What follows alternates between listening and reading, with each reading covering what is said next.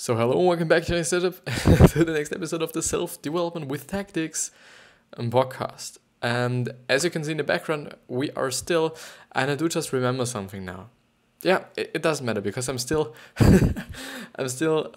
going to, and I quite forced myself to really make 2 episodes today because I'm actually just now in the same exact summary I've been talking about yesterday, which is something I didn't want to do. Or I just changed up because I thought having 2 episodes or 2 summaries in general is a little bit nice, and to mix them up a little bit so that I'm not actually going through the same shit over and over again.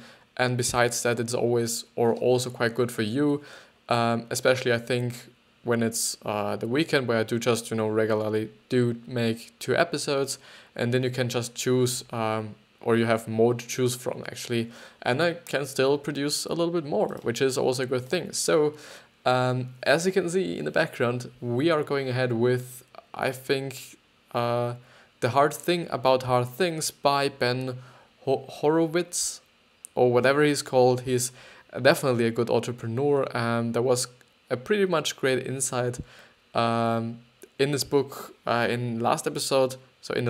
So if you're pretty much interested in how this whole summary started, I would just really suggest you to go to the last episode or to the episode before. It just depends whether I will just upload this episode before the other episode or the other way around. Because I could just choose now to make it like, yeah, I've just recorded the other one and then this one, but but I'll see. And before I'm going to start with this, I've been just watching a video of the new Samsung Galaxy S10 Plus actually, and this is definitely a new smartphone. It's definitely something that I do just still think about quite often in the last few days actually. Is that how the future will look like? I think there are so much ways the future could look like. Maybe in 50 years, in 60 years, and I'm just so fucking pumped for just, knowing how it is in the future, I'm pretty much expecting quite a lot, I think, but I'm just pretty happy that I just know that I'm going to live as long as I can, actually, and so long that I can actually have some insights or some I don't know, so that I can just see the future as well. So I'm pretty fucking interested in what it looks like, whether there are flying cars, whether there is no aging, whether there is just so fucking powerful technology, which, would definitely be the case because, we now have smartphones with four cameras actually. The new Samsung Galaxy S10 Plus has actually 2 front cameras and 3 rear cameras, so it's a 5-camera device. And the whole front camera setup is just so unique, and you have such a big screen, and I just think that this will just be normal in the future, and a lot of people might just, maybe my kids will just, I don't know, they will just grow up with having, I don't know, some flying tablets, everywhere in the room, and, there's the whole display on it, and you can just, I don't know, mechanically put out the camera to make photos.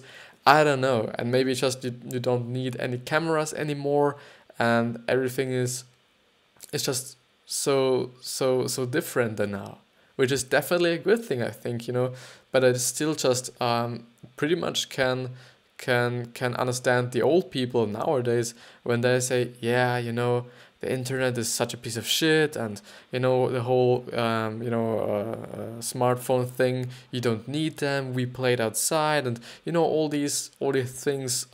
Quite a lot of old people say, in my point of view, so they either they quite like how the future is or how the present is actually, but it's some kind of their future, or they will just be like hating it.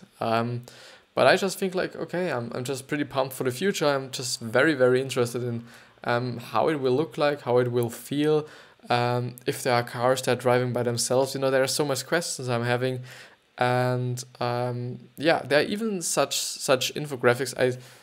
Maybe I can show you. I can show you. Future technology infographic because I found a pretty interesting infographic, from the futurism.com website, which is, I don't know if this is true, don't take it take it definitely with a little grain of salt, because it's definitely just a very, very kind of small time frame for the things they say we will achieve in this time frame. So 2019 there will actually be eye control technology. Okay, this might be a thing totally. 2020 then there would be paper diagnostics. 2023 will be designer antibiotics, which is just some I kind of think these are some kind of bacteria that are just very, very strong, and they just fuck around with the virus or whatever illness you're having, and they're just very, very powerful. So I'll just read this one. Bottom-up technology for building macrolides allow for cheap bespoke antibiotics to defeat superbugs. And in 2024 there will actually be ingestible robots, which is something I thought like, okay, this could definitely just change a lot of things in terms of human health, but to expect it in 2024, which is okay, it's 5 years. It's 5 years. 5 years is not it's pretty a lot, I think. It's not like decades, but it's not it's not a small amount of time. So there's definitely the ability or the chance that this will actually happen.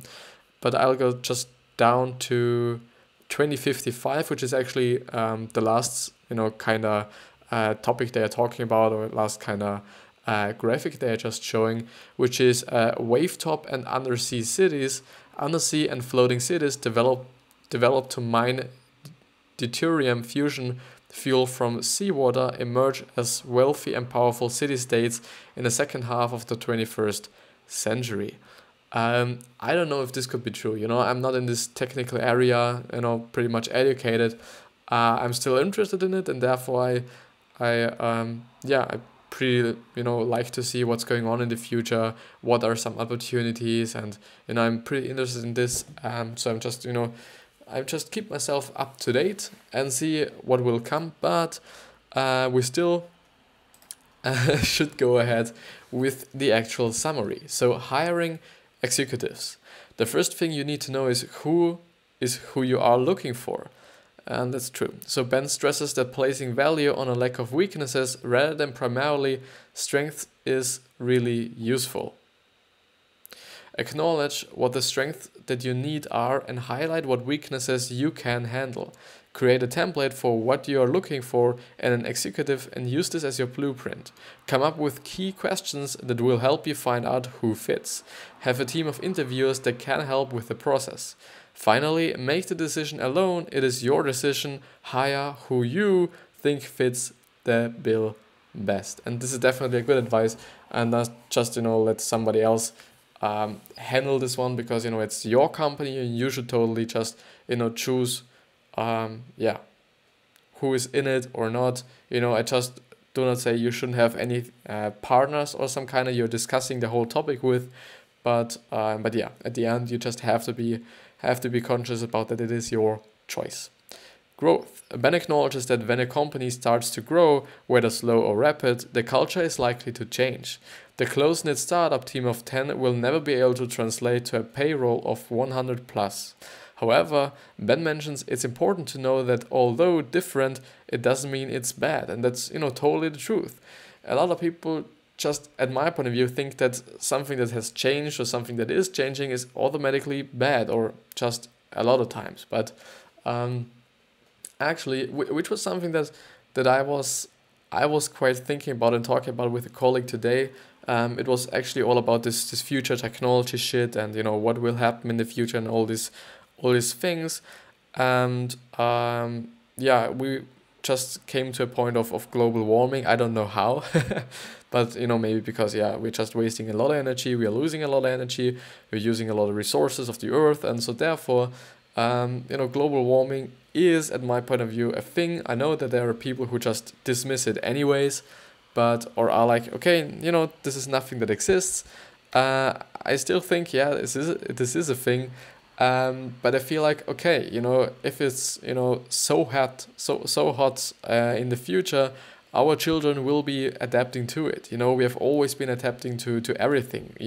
I'm just sitting now in a house. I'm sitting in front of a PC and talking in a different language that I'm actually, speaking into a camera and into a phone, which is actually a microphone.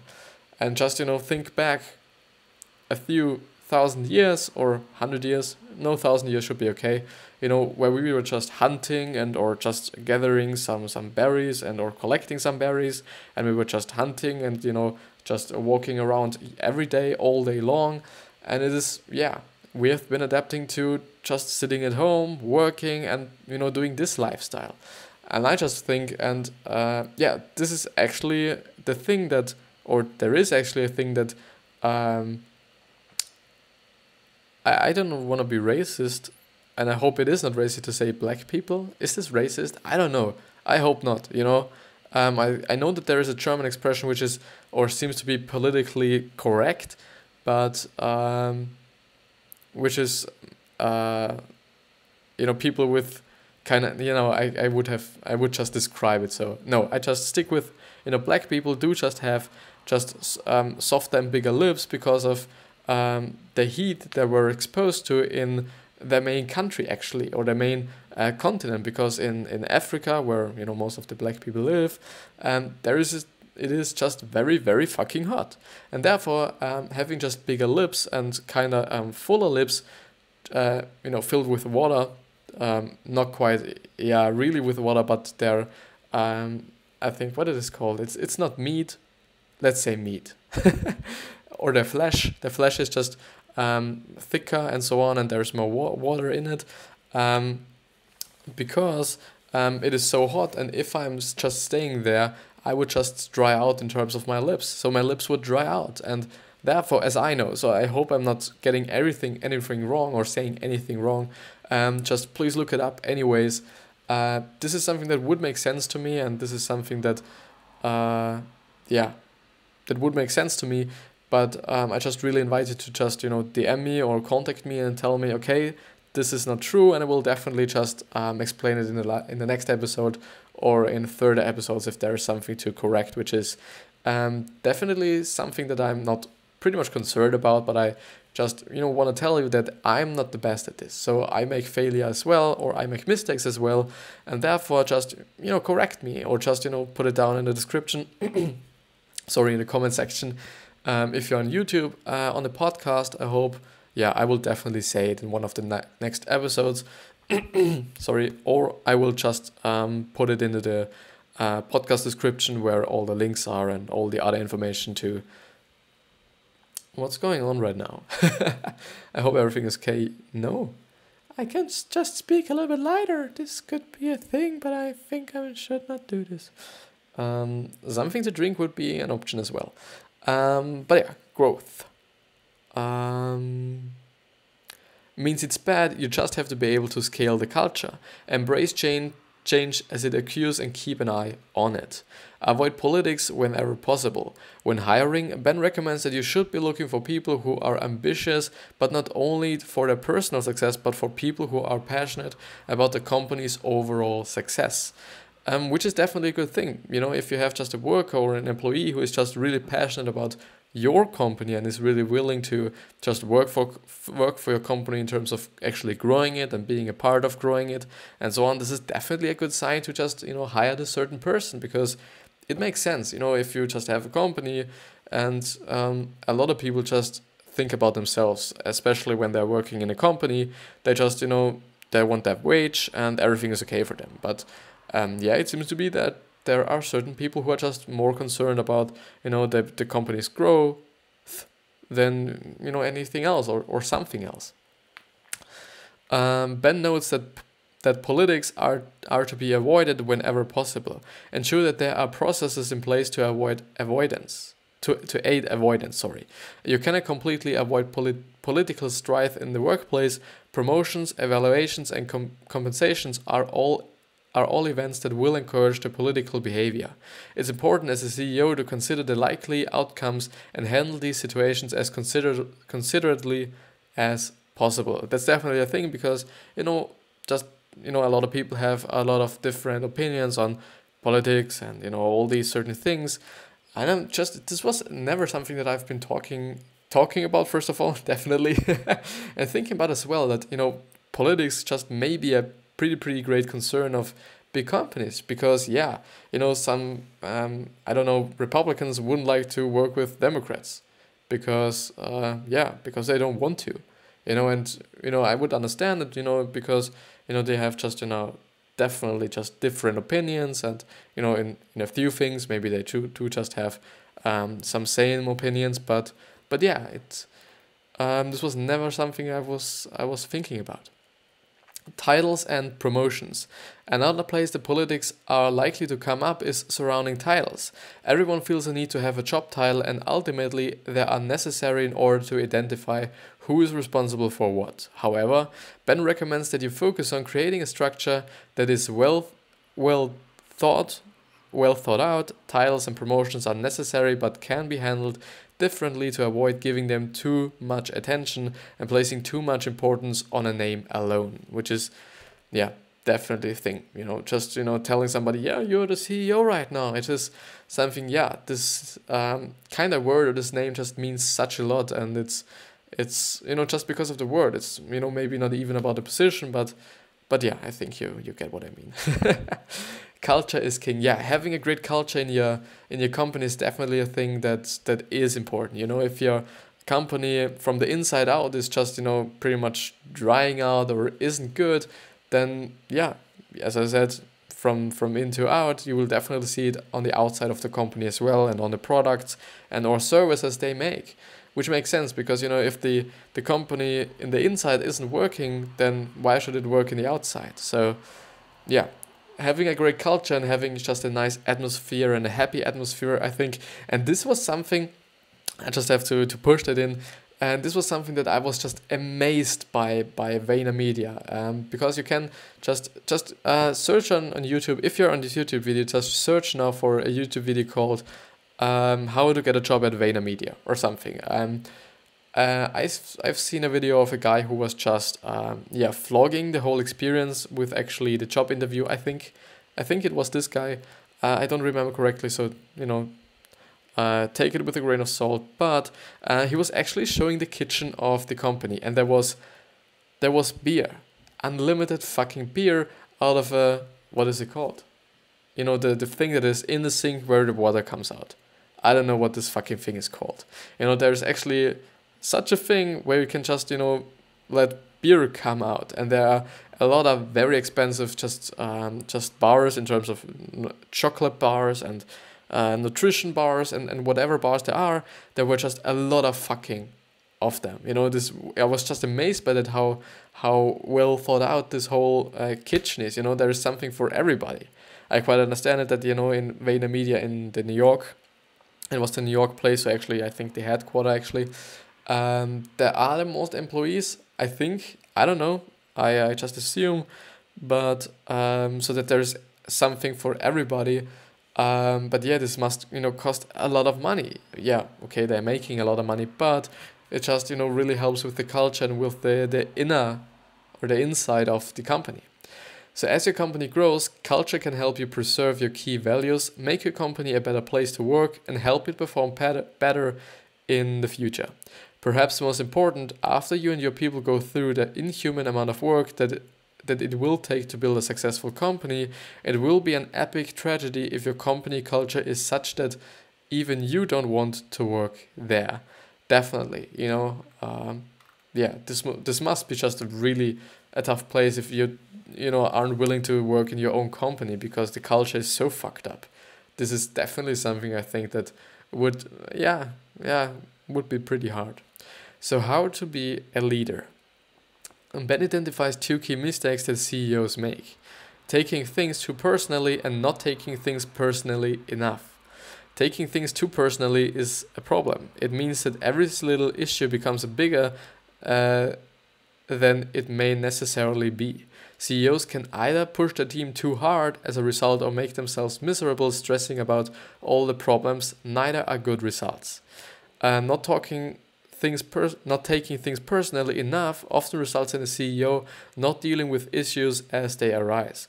Problems can be rationalized to make the CEO feel better at the end result, and the end result is that no progress is made. Yeah, this is definitely the thing. If you're just, pretty much looking away from all the problems you're having in your company, not a good idea.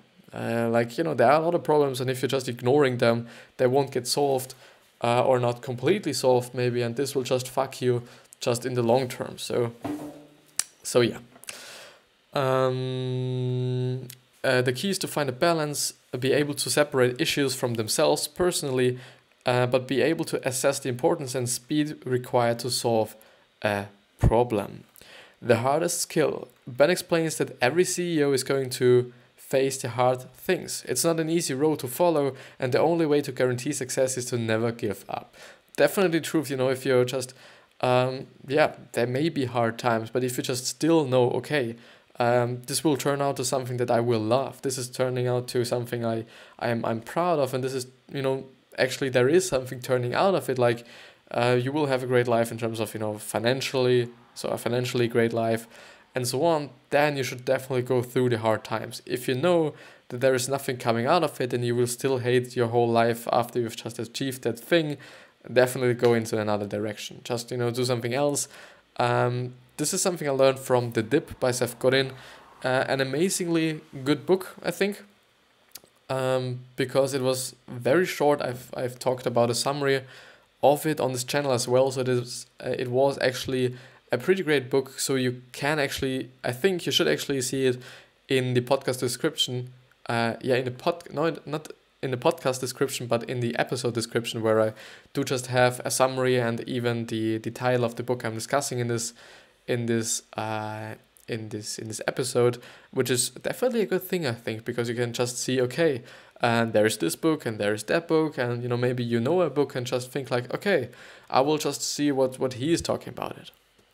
And I hope I'm not talking shit about your favorite book. I really hope. But yeah, so the hardest skill. Ben explains that every CEO is going to face the hard things. It's not an easy road to follow. Yeah, and never give up. I just see that I've read that already. So the great CEOs tend to be remarkably consistent in their answers. They all say, I didn't quit. Yeah, definitely. Leadership is never perfect, never. We are all humans and we all make mistakes. And therefore leadership and, everything is never perfect all the time.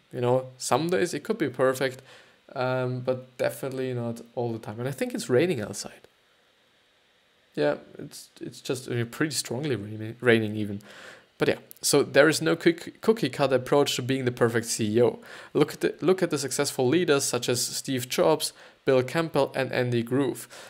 Steve Jobs actually, and this was something that kind of opened my eyes, I think, because Gary was actually talking about him, and I actually knew that he was just a pretty tough boss, and he was pretty tough with his employees, and he wanted to let them work all day long and such things like this. So he wasn't pretty much taking care of them properly. So this is was what Gary Vee also said, is that he didn't take care of them just good enough, and they So but yeah, he just achieved something totally, and he just made a lot of things right. And even after he got fired from his own company, and then just applied again, or attended, or just went there again, he still was able to just pretty much kind of rescue the whole company, because they just fucked up everything in between the time where he left and when he came again. So yeah, he was definitely, I think, a good CEO in terms of business-wise and design-wise, definitely. But in terms of handling people, I don't know. I even don't want to judge him. He was an incredible person. But yeah, I'm just saying what I've heard and what I've read and what I know. Yeah, I'm not quite knowing that, so, but yeah. So Ben believes that in order to be successful as a CEO, you really need to be a leader. And in order to be a leader, Ben suggests that you need the following traits.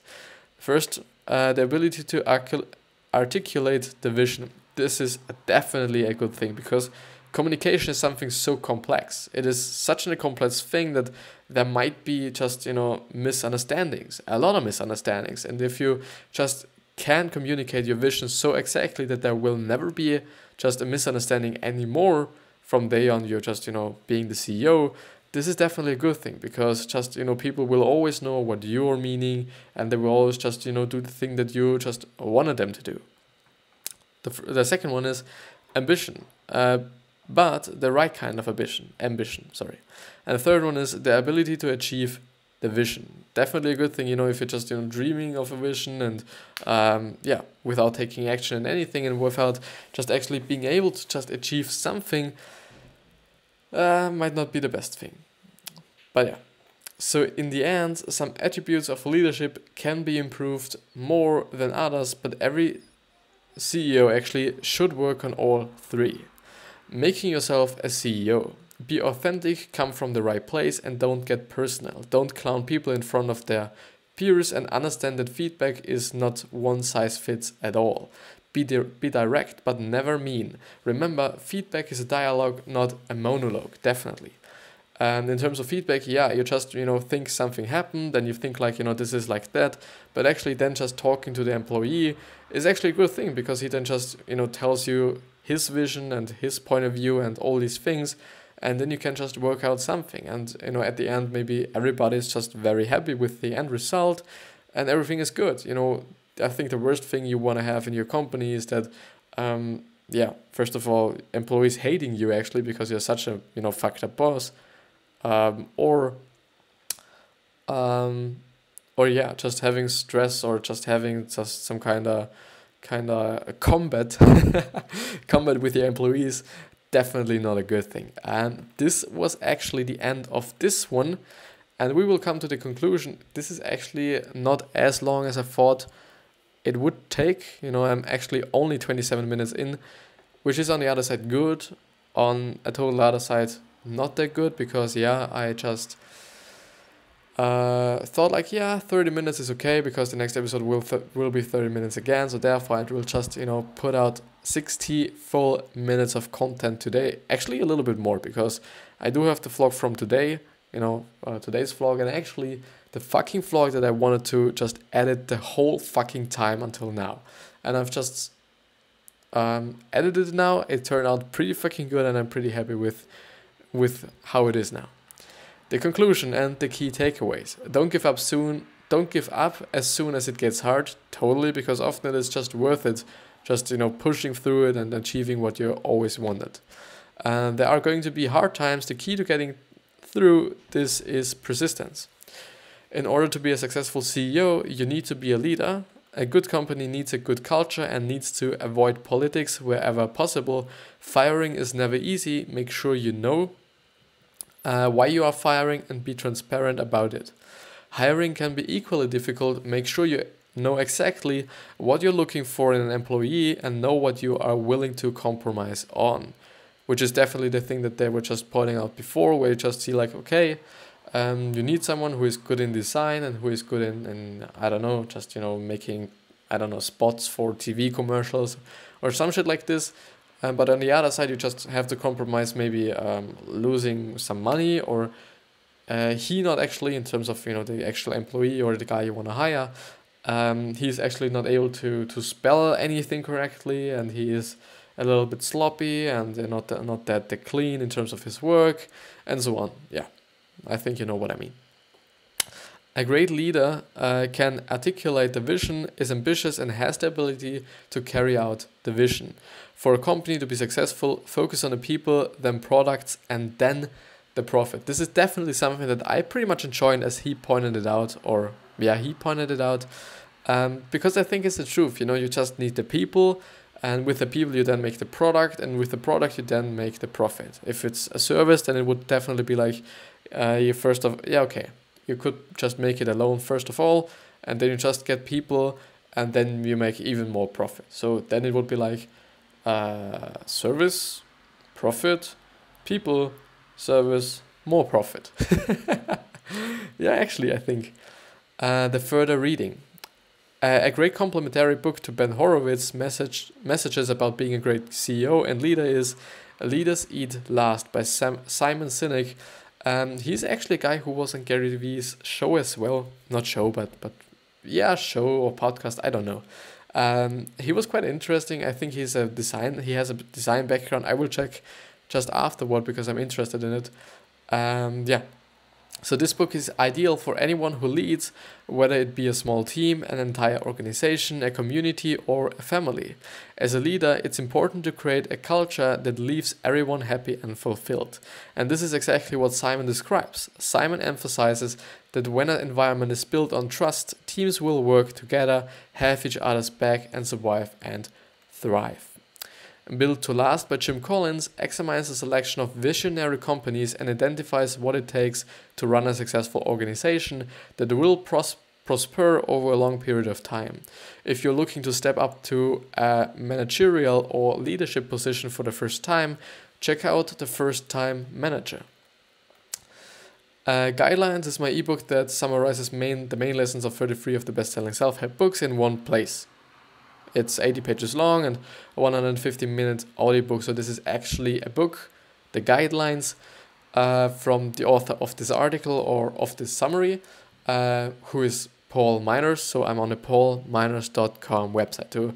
I just want to tell you, every time because I just want you to just go through it if you want to on your own and be able to just read through it, because I am obviously taking way longer than, if you're just going through it yourself.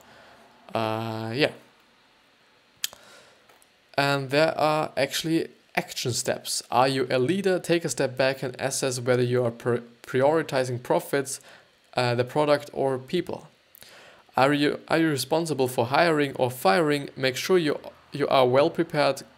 Create a template when looking to hire someone new. Know what you're looking for and where you are willing to compromise.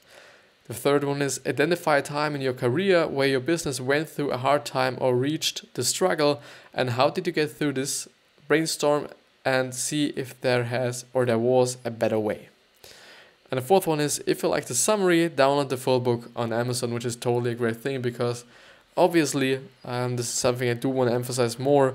Only going through a summary just gives you the main just ideas of a book, but I think not the full thing. So yeah, I should just read it more on myself. Definitely, I just feel like I'm nothing reading quite besides this and what I'm reading. Yeah, in my leisure time for making the posts and whatever. And I actually got from a teacher of mine because in her lesson I was just showing one of my videos. She has given me a book about body language, which is something I will definitely go through and at least look at all the pictures. Something that I was a little bit, I don't know, even though it's my English teacher, she gave the book to me, which is a German book, and I do not pretty much like to read things in German. I do feel like, okay, I want to, read things in English because I want to get better and better and better and better until I'm really able to speak here, right, so fluently and so kind of perfectly, even though there's nothing like perfectionism. And perfectionism is just, a waste of time. But, yeah, I'm still thinking that I'm doing quite a good job, I hope. And I hope you understand everything. And, yeah, this is it, actually. And I hope you got something out of it, quite a lot out of it. I wish you the best. And, yeah, happiness. So, success, wealth, health, happiness. I hope you're giving back something. And a great legacy. Because legacy is important. Legacy is key, and just be nice to the people. Just it's in terms of me, I just want to be quite remembered as the guy who was really nice, who was the one who helped the people, the one who it's just sad that he died at the end of my life. Yeah, and with this being said, I hope you have a wonderful day or night, and I see you.